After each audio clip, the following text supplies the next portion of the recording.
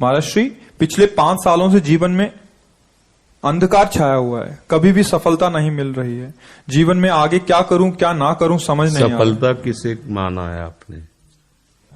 महाराज जी, श्री जी मैं पढ़ाई पूरी की और मैंने श्री जी से कहा कि मैं अब क्या करूं। तो उन्होंने मुझे कुछ संकेत दिए थे कि आप सरकारी में जाइए और प्रभु की सेवा करिए। फिर सफलता नहीं मिल रही उसमें एग्जाम में, और अभी है। आप हमारी बात समझिए, आपको श्री जी ने संकेत किया और आप सफलता नहीं प्राप्त कर, दोनों बातें झूठी है ना, दोनों बातें झूठी हैं। आप सत्य को स्वीकार कीजिए। श्री जी के संकेत को आप जानने लगे। आप श्री जी के संकेत तो तभी जब आप उनकी मन की बात जान लेना, तो आप कितने बड़े सिद्ध हो गए। और फिर सफलता किसकी चाहते हो? प्रकृति जन्य की। आप श्री जी के संकेत को जान जाओगे तो श्री जी के प्रेम की सफलता चाहोगे, लोकवत नहीं। और ये लोक की सफलता, सुनो पहले, प्रारब्ध के अधीन है। इसकी सफलता के लिए श्री जी से प्रार्थना मत करो। हमारी बात समझना। विद्यारण्य जी एक बहुत बड़े महापुरुष हुए हैं। उन्होंने अपने माता पिता को सुखी करने के लिए, धन प्राप्ति के लिए गायत्री अनुष्ठान किया। ब्राह्मण कुल में जन्म हुआ था।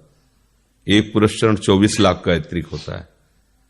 उन्होंने एक पुरस्चरण किया, 2 पुरस्चरण किया, एक बार भी कोई धन की प्राप्ति नहीं हुई। आखिरी में उन्होंने संन्यास लिया। जीव संन्यास लिया, माता गायत्री प्रकट हो गई।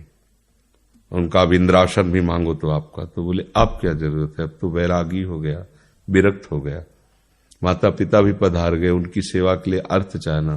23 पुरस्चरण किए और आप तब नहीं आए, तो उनका तुम्हारे अनंत जन्मों में ऐसे 24 महापाप थे जिनके कारण मैं नहीं आ पा रही थी। अब वो 23 चरण से नष्ट हुए, पुरस्चरण से, और 24वां तुमने संन्यास लिया, तो अब आप जो चाहो पर। बोले अब चाहिए ही नहीं, क्योंकि अब सन्यासी हो गए, अब तो ब्रह्म प्राप्ति के लिए। तो इससे आभास होता है कि अगर हमारा बुरा प्रारब्ध है तो हमको भोगना पड़ेगा। हम कितना भी प्रयास करें वो हमें, तो हम क्या करें इसमें जिससे हमें परम शांति हो? प्रभु के नाम का जप करते हुए उन पर दृष्टि लगाएं कि प्रारब्ध से हमारा भरण पोषण शरीर का भले, ये हमारा भरण पोषण आपसे होगा नाथ। तो वो एक ऐसे हैं जो आपके प्रारब्ध को भी मिटा देंगे। वो ऐसे शरणागत वत्सल हैं कि सब लिखा पढ़ी अलग कर देंगे।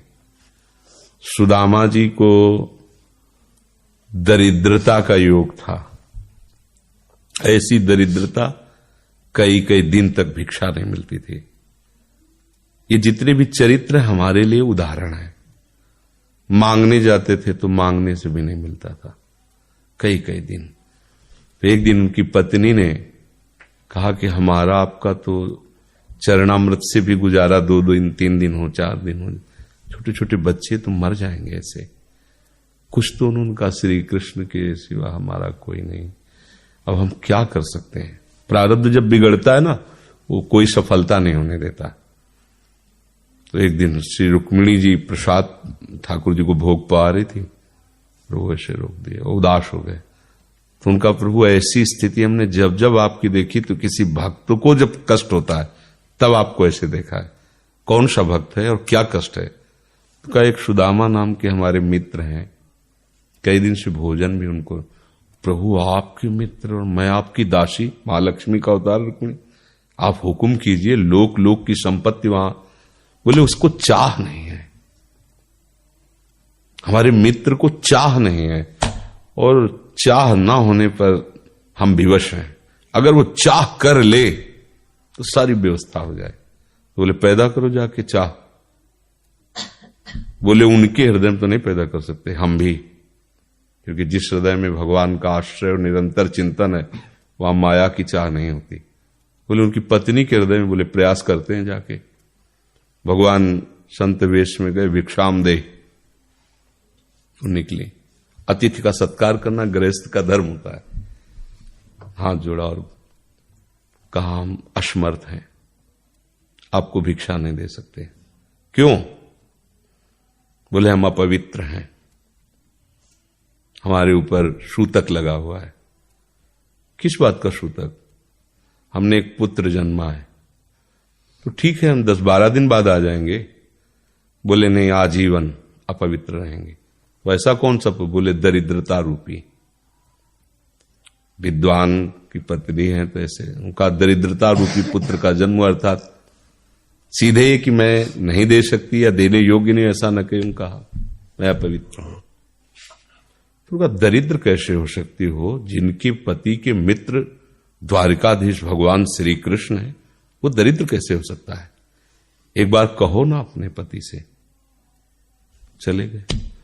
जो सुदामा जी आए तो उन्होंने कहा कि देखो आज एक अतिथि आए थे, उनको मैं कुछ नहीं दे पाए, मुझे बहुत कष्ट है कि मेरे पुत्र और आए हुए अतिथि का भी हम स्वागत नहीं कर सकते, उनका भरण।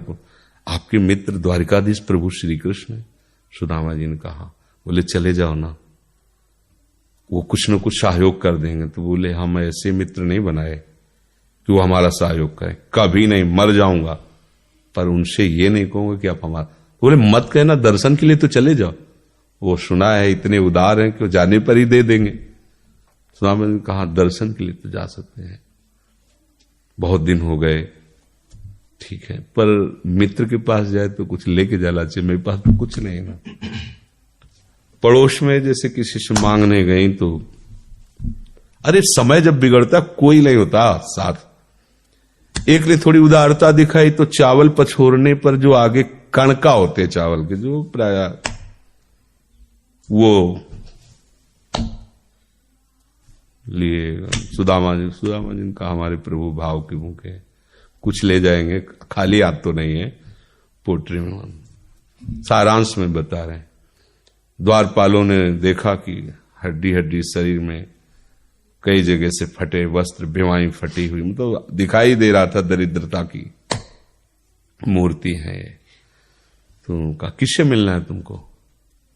तो उनका श्री कृष्ण से। बोले संभाल के बोलो, क्योंकि पार्षद है, अनंत कोट ब्रह्मांडों के नायक प्रभु के ऐसे बोले कोई श्री कृष्ण को ऐसे गली आए। उनका जाके तो तुम बोलो ना, श्री कृष्ण से जाके कह दो कि एक सुदामा नाम के ब्राह्मण आए हुए।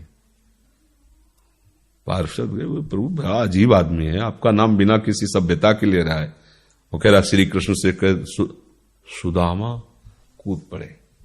भगवान दौड़े, वो पार्षद, वो सब की ब्रह्मा जी शंकर जी आते हैं तो वहां खड़े रहते हैं घंटों, भगवान ऐसे भागे जाके। सुदामा जी को पता चला हमारे रुक्मिणी जी के महल में, रुक्मिणी जी के पलंग पर बैठाते हैं, स्वयं चरण पखारते हैं सब। अब ये वैभव, क्या हालचाल है, कैसे हो? प्रभु आप सब जानते हो, आपकी बड़ी कृपा है। तो ब्याह हो गया, हाँ ब्याह भी हो गए, बच्चे भी हो गए। हमारे पास आए हो तो कुछ तो लाए ही होगे। अब वो सड़े से कपड़े में चावल, कैसे बड़ी बड़ी वो वैभव, महारानियां सब, भगवान का। चुप ऐसे बोले, देखो फिर चूक कर रहे हो, हमारे हिस्से की चोरी पहले की थी और फिर चूक कर रहे हो। अपनी हिम्मत नहीं पड़ रही थी, इतने महामहिम प्रभु को कैसे हो तंदुर। भगवान ने ऐसे छीला, ओहो आज तक मुझे ऐसा स्वाद नहीं मिला। भगवान बड़ाई कर रहे, देखो रुक्मिणी जी की आंखों में आंसू आ गया उधर से। भगवान पकड़ लिया हाथ, बस प्रभु हम आपकी सिवा नहीं रह सकती हो। भगवान तो सुदामा जी का स्वागत समान कुछ दिन, अच्छे कपड़े पहनाए।